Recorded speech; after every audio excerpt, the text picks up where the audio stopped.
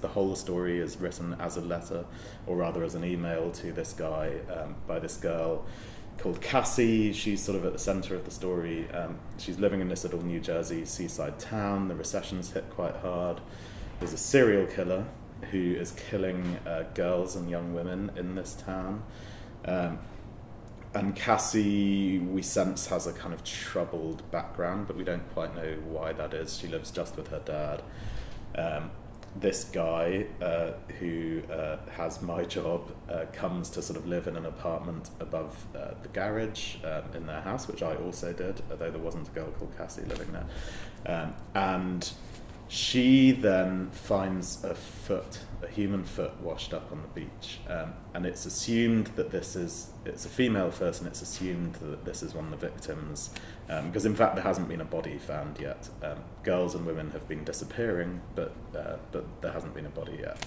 So the assumption is that this killer has been dumping these girls in the sea off the coast, and therefore she's found this foot. But finding the foot is a very traumatic episode for her, and it kind of triggers flashbacks, and especially what it triggers is that she starts hearing a voice that isn't there.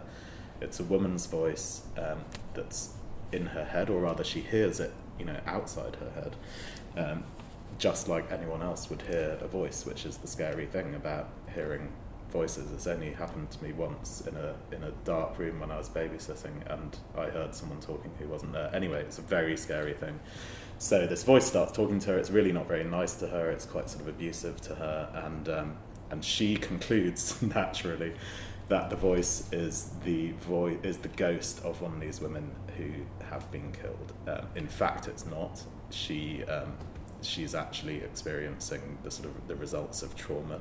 There's nothing supernatural going on at all. But what she decides to do is that she has to find this killer, because she's hearing the voice of this woman who she thinks is hearing the voice of this woman who's been killed, and it all goes horribly wrong for her from that point on. And in the process, we know she's survived because the whole book is her writing this email, but in the process of it going horribly wrong, she terribly hurts this guy who she's fallen in love with, and the whole book is her writing a letter to him explaining why she did what she did and asking him to forgive her. And so it starts with her saying, I'm writing this to you, I love you, and this is why I did what I did, and please meet me at the pier at 3 p.m. on Friday, if you forgive me. And I won't say whether he does, but that's kind of what it's about. New Jersey serial killer hearing voices.